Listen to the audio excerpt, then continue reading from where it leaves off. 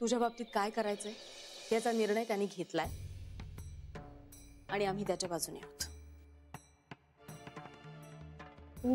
तुमचा मुलगा आहे पण मी तुमची सून आहे. होतीस जान्हवी. सून म्हणून नाही पण माणूस म्हणूनही आपल्यात काहीच नातं नाहीये का आता? तू आमच्यासाठी खूप केलंय जान्हवी, मान्य आहे मला. नाही मी त्याचा हिशोब नाही मागत आहे. तुम्हीही माझ्यासाठी खूप केलंय. तरीही जे झालंय ते पुसता तर येणार नाही ना. मला फक्त एकदा श्रीला भेटायचंय. यापूर्वी एकदा दोनदा भेटलीस तू त्याला. काय झालं? त्याच चुका सुधारायच्यात मला प्लीज.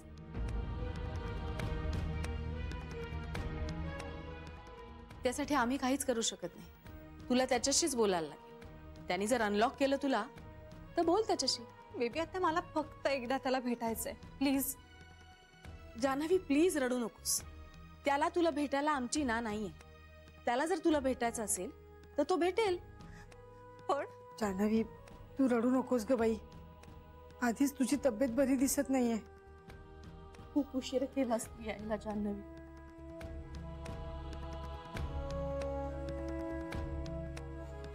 मला आई आजींना भेटायचंय. त्या तरी आहेत? नाही, तीही नाहीये घरात. असं नका ना बोलू बेबी. आता आई आजी कुठे जाणार आहेत? मला फक्त फक्त एकदा त्यांना भेटू द्या. त्यांना त्रास होईल असं मी काहीच बोलणार नाही प्रॉमिस. पण मला 1 मिनिटासाठी आई आजींना भेटू द्या. त्यानंतर मी काहीच मागणार नाही प्लीज. आई पण नाहीयेत घरी.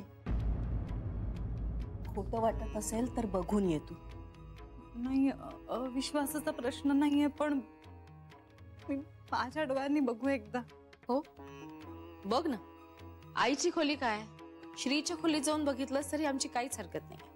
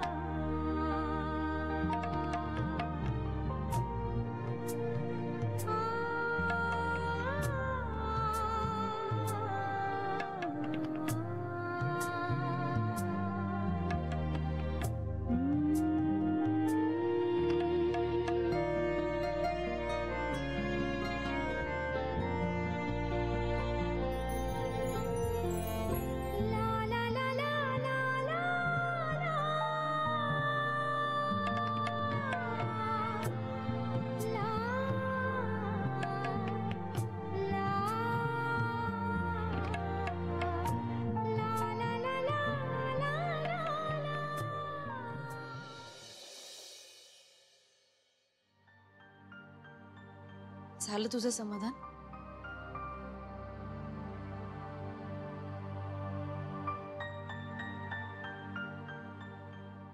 जान्हवी, रागावू नकोस, पण एकदा तोडलेलं पुन्हा जोडू नये. गाठ तशीच राहते. मी एक विनंती करते तुला, हात जोडते हवं तर. आम्ही त्याच्या लग्नाचं बघतो, तेव्हा पुन्हा पुन्हा अशी त्याच्या आयुष्यात डोकावू नकोस. त्यांनी काही होणार नाही. एकदा जे घडून गेलंय ते तर तुला बदलता येणार नाही ना. सोड तू आमच्या श्रीला. हे बघ, तुझी सासू म्हणून नाही, एक आई म्हणून मागतेय तुझ्याकडे. प्लीज सोड त्याला.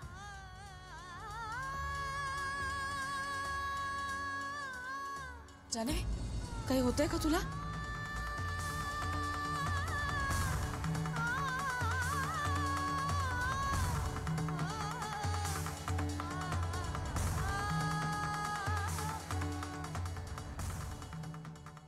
हॅलो बाबा.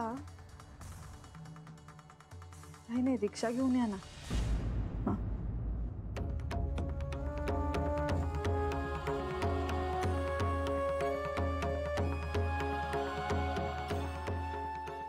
सॉरी, मी तुम्हाला त्रास दिला.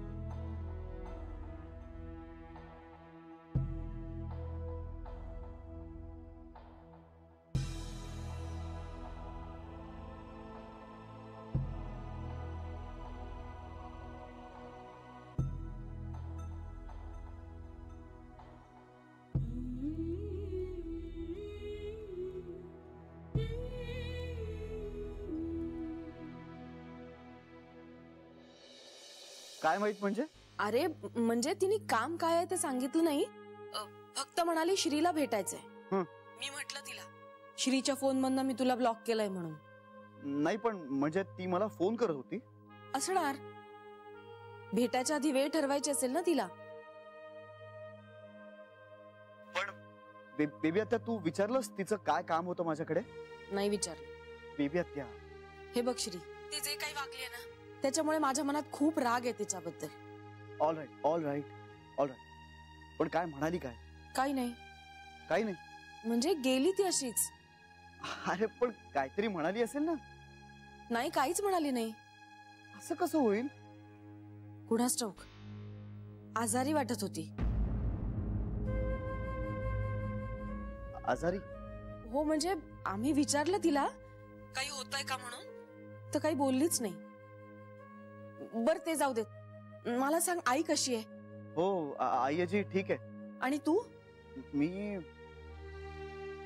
मी मी मी पण बरा होतो. म्हणजे? नाही म्हणजे काही नाही, मी तुला नंतर फोन करतो. हा श्री, काय झालंय?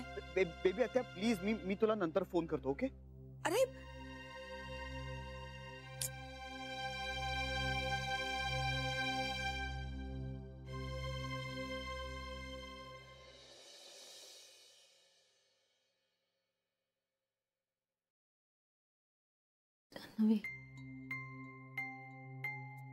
आता माझ्या परीने मी सगळं केलंय. यापेक्षा जास्त मी काही करू शकेन असं नाही वाटत मला.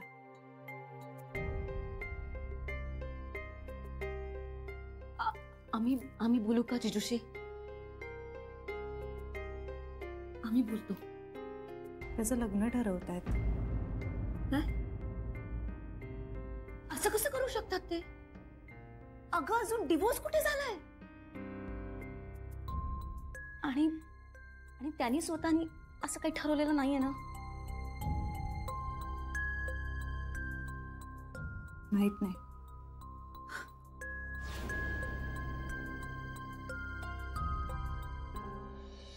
जान्हवी घरी आली होती? हो. कशासाठी? नाही, ते काही नेमकं कळलं नाही. आपण घरी नव्हतो ना. एका अर्थी ते बरंच झालं म्हणा. आयजी म्हणजे ती आल्यानंतर तिच्याशी न बोलण्याचा वाईटपणा टळला ना. पण म्हणजे तुला बोलायचंच नाहीये का तिच्याशी? तुला बोलायचंय? नाही तेच असं नाही, पण म्हणजे आपल्याला भेटायला कोणतरी घरी आलंय म्हटल्यानंतर आपण बोलतोच ना. हा, असंच काही नाही, म्हणजे आपण आदरातिथ्य वगैरे करतो, पण बोलायचं बंधन नसतं ना आपल्यावर. आयजी मला असं वाटतं की ती आपणहून भेटायला आली होती, तर मग आपण ते व्हॅल्यू केलं पाहिजे. त्यानं काय होणार आहे? ती तुला भेटायला आलीच होती ना 2दा. अगं पण ते ऑफिस मध्ये. मग अगं पण आता असं घरी कोणी आल्यावर आपण असं वागतो का? भांडणच झाली ना तुमची. ते तिच्यामुळे. तेच तर. अगं पण आता माणसं बदलतात ना. त्याच्याशी आपल्याला काय करायचंय? आपल्याला काय करायचंय म्हणजे? आयजी तू समजून का घेत नाहीयेस? काय समजून घेऊ? अगं जान्हवी आली होती घरी मला भेटायला. त्यात समजून काय घ्यायचंय? आयजी तुला काहीच कसं कळत नाहीये? अरे कळेल असं बोललास तर कळेल ना मला. अगं आपण आता परत जाऊया. कुठे? कुठे काय? मुंबईला घरी. मुंबईला? हो. अरे पण तूच म्हणालास ना मला आता तिथं राहायचं नाही, इकडं राह. पण मला आता परत जायचंय. कमाल आहे बाई. मी एजंटला फोन करतो. तुला तुला दगदग नाही ना होणार आहे? आता बरं निघू उद्या. उद्या नाही याची उद्या नाही, प्लीज उद्या नाही, आता आज निघू. आज ठीक आहे. Thank you so much. I love you. Thank you मला म्हणालास कळलं. आय लव्ह यू कोणाला म्हणाला?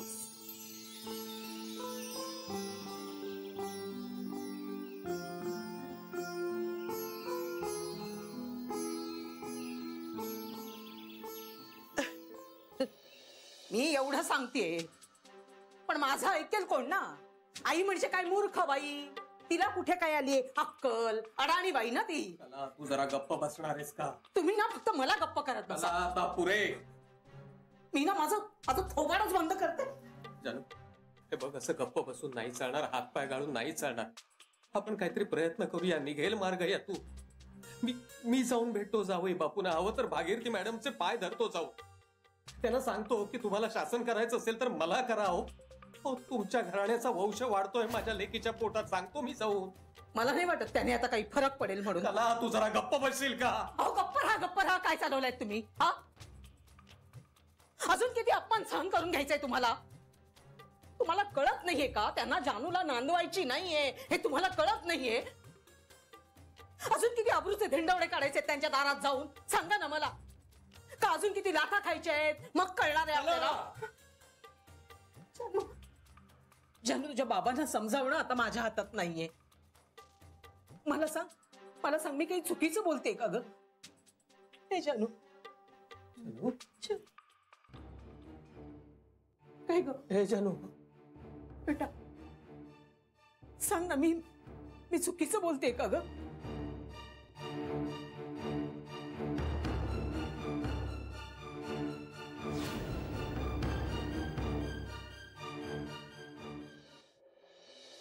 तुम्हाला जर सकाळी लवकर उठायचं नसतं तर कशाला एवढ्या मोठ्या मोठ्याने गजर लावून ठेवता? तो गजर एकीकडे वाजत असतो, तुम्ही ढिम्म हलत नाही आणि माझी मात्र झोपमोड होते. तू गजर बंद करून पुन्हा झोपत जा. पुन्हा कसं झोपत जा? एकदा झोपमोड झाली की मला नाही येत परत झोप. हा तुझा प्रॉब्लेम आहे. अरे माझी झोपमोड होते ना पण. अरे अरे हे काय, तुम्ही आलात हे इतक्या लवकर? आई बरं आहे ना सगळं? हो ठीक आहे. मग असं अचानक? अरे काही नाही, थोडासा कंटाळा आला.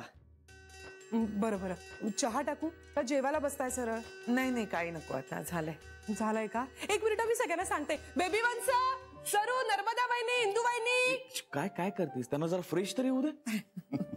हो चल. आई बॅग राहू दे, मी आणतो. हे काका मी घेतो. अरे पण मी घेतो. बर.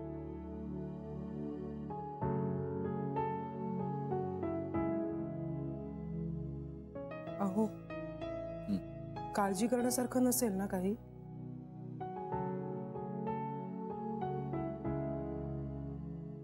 नसा. जानू मी ठीक आहे बाबा.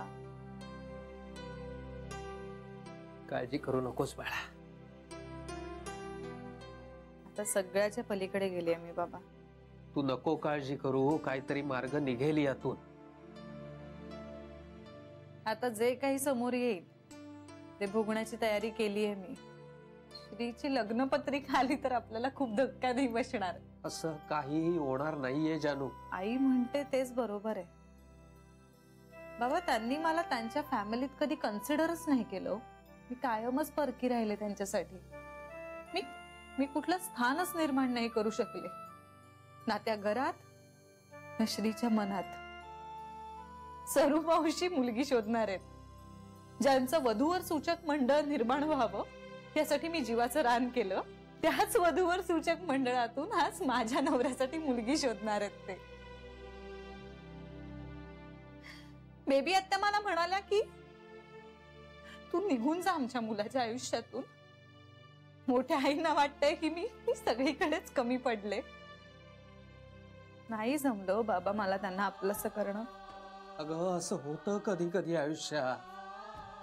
सगळं ठीक होईल. आता नाही होणार बाबा. माझंच चुकलं. मी ना खूप अपेक्षा ठेवल्या त्यांच्याकडनं.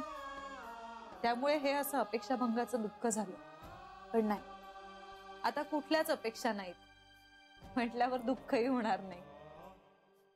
मला ना खूप असं वाटत होतं की सगळं काही नीट होणार आहे. म्हणजे एवढं काहीच झालेलं नाहीये.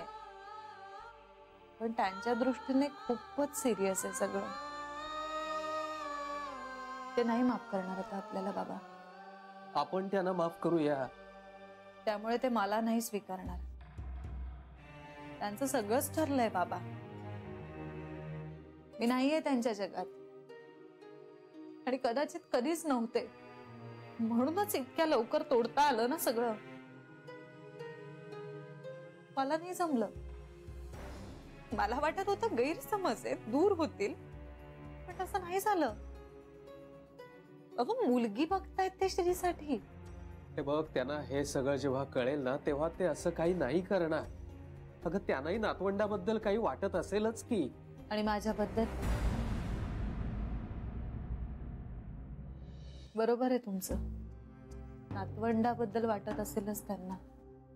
आणि नातवंडासाठी ते श्रीचं दुसरं लग्न करणारही नाहीत, कारण बाळ हवंय ना त्यांना. पण म्हणजे माझं काही स्थान नाही. मला किंमतच नाहीये त्यांच्या घरात.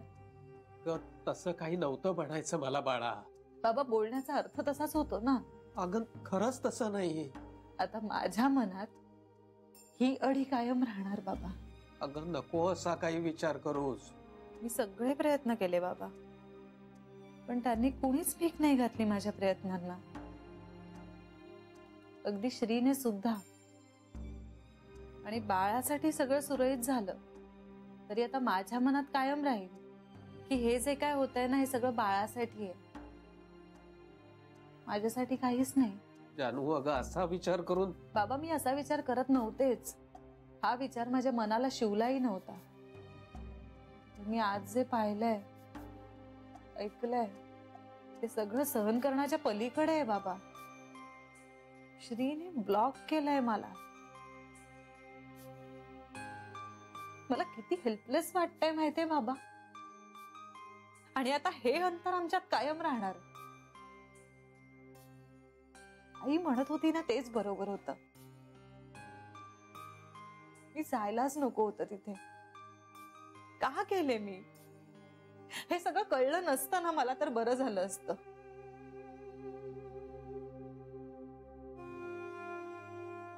बाबा मला वाटतं आता आपण आईचं ऐकूया. मी जाणार नाहीच आहे, तुम्हीही नका जाऊ. आता जे व्हायचंय ते होऊ दे. आपण फक्त शांतपणे पाहत राहायचं. चला सकाळी उठून योगा सेंटरला जायचंय. मी झोपते आत.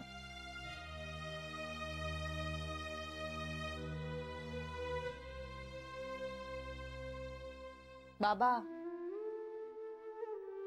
कसलाही विचार करू नका. त्यांचं सगळं ठरलेलं आहे. आणि त्यात आपण कुठेही नाही होत. कळतंय का तुम्हाला? आता तुम्ही प्लीज शांतपणे झोपणार आहात. मी सुद्धा शांतपणे झोपणार आहे. झोपा. Good night.